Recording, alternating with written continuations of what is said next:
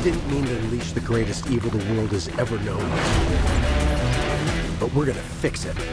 So how do we pull that off? Figure it out over a drink? Probably best. I mean, D&D is not just a game, right? It's a subculture. I mean, 50 million people have played this game over the years. As fans and players yourselves, what did you really labor over getting right, knowing those people, especially the really hardcore fans? What did you labor over getting right to satisfy those folks? Well, obviously, to a certain extent, like making sure that we were true to the lore was important to us. But more than that, I think it was establishing the tone, because that's what sets it apart from so many other things in the fantasy space. And it was really important to us to really capture that feeling that you get when you're playing the game.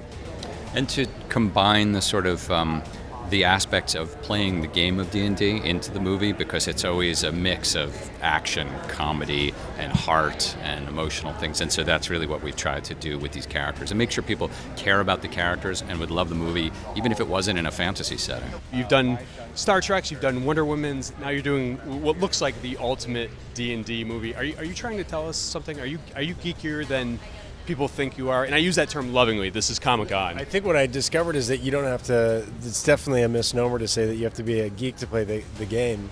Even Michelle told us when we began that Vin Diesel is a huge D&D-er. And you talk to people and it's, people reveal themselves as closeted Dungeons and Dragons players all the time.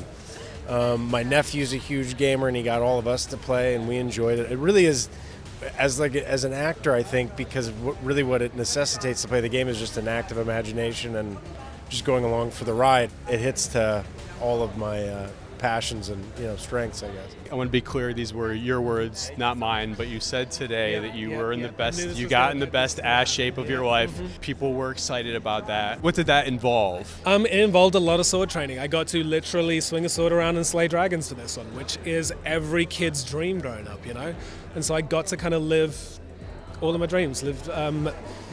I couldn't have asked for a better time than making this movie.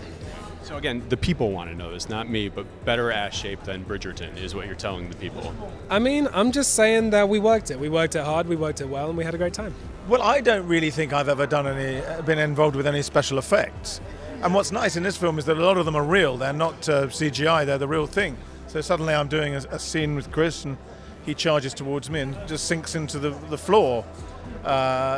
These things are amusing to me after a diet of dreary BBC type costume drama.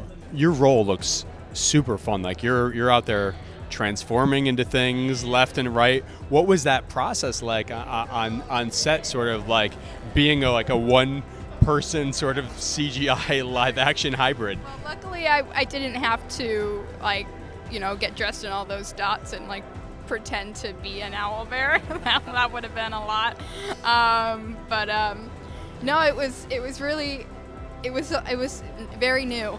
I've never turned into animals before. I mean, the closest I've ever gotten was It Too. I became the clown at some point, so that was kind of my introduction into it. But it was a lot of sort of having these weird transformation scenes, and then I disappear, and then they just shoot someone else, being me. And it was crazy, but it was fun to see. D&D has been popping up in pop culture almost as long as it's been around, starting in Spielberg's E.T., right? I feel like that was the first major pop culture moment for D&D.